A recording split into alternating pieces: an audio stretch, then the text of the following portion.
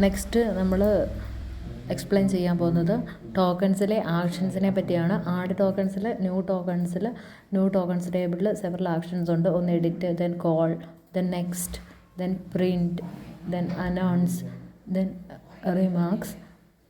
ഇവിടെ എഡിറ്റാണ് നമ്മൾ ക്ലിക്ക് ചെയ്യുന്നതെങ്കിൽ ഇവിടുന്ന് നമുക്ക് ജനറേറ്റ് ചെയ്ത ടോക്കൺസിലെ ആൾക്ക് അയാളുടെ സർവീസ് ഐറ്റം മാറ്റണമെങ്കിൽ ഇവിടുന്ന് നമുക്ക് സർവീസ് ഐറ്റം മാറ്റി അപ്ഡേറ്റ് ടോക്കൺ ചെയ്യാൻ പറ്റുന്നതാണ്. അങ്ങനെ ചെയ്ത് കഴിയുമ്പോൾ സർവീസ് ഐറ്റം മാറിയിട്ടുണ്ടാവും. ദെൻ എഗെയിൻ എഡിറ്റ് ചെയ്ത് നമ്മൾ കസ്റ്റമറാണ് ചേഞ്ച് ചെയ്യാൻ ഉദ്ദേശിക്കുന്നതെങ്കിൽ ടോക്കണിലുള്ള ആ പർട്ടിക്കുലർ കസ്റ്റമറിൻ്റെ പേര് മാറി നമ്മൾ കൊടുക്കുന്ന പേര് വരും.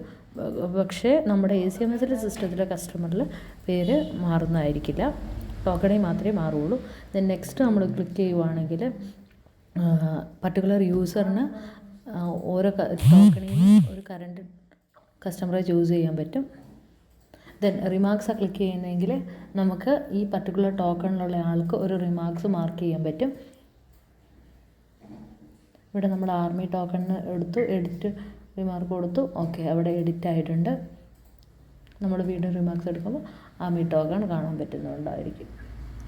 ഈ റിമാർക്സിനൊക്കെ ആഡ് റിമാർക്സും എഡിറ്റ് റിമാർക്സും പോസിബിളാണ്. ഇവിടെ നമ്മൾ റിമാർക്സ് എടുത്തു, ബാങ്ക് എന്ന് പറയുന്ന റിമാർക്ക് ആഡ് ചെയ്തു, ക്യാൻസൽ ചെയ്തു. ദെൻ വീണ്ടും നമ്മളത് ചെയ്യുമ്പോൾ അവിടെ ബാങ്ക് വന്നിട്ടുണ്ടാവും.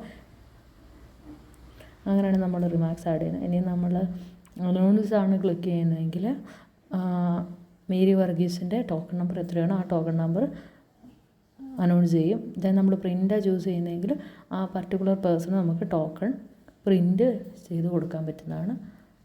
അടുത്തത് നെക്സ്റ്റ് എന്ന് പറയുന്ന ഓപ്ഷനാണ്. നെക്സ്റ്റ് ഓപ്ഷൻ ചൂസ് ചെയ്യുമ്പോൾ ഓരോ യൂസേഴ്സിനും അവർക്ക് നെക്സ്റ്റ് വരേണ്ട കസ്റ്റമറെ ചൂസ് ചെയ്യാൻ പറ്റുന്നതാണ്.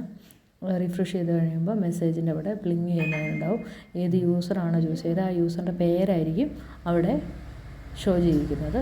ദെൻ ഗ്രീൻ കളറിൽ ടിക്കുള്ള കോളാണ്. അത് കോൾ നമ്മൾ ക്ലിക്ക് ചെയ്യുമ്പോൾ നമ്മുടെ ടോക്കൺ പ്രോസസ്സിങ്ങിലോട്ട് ടോക്കണെ കോൾ ചെയ്യുകയാണ് ചെയ്യുന്നത്.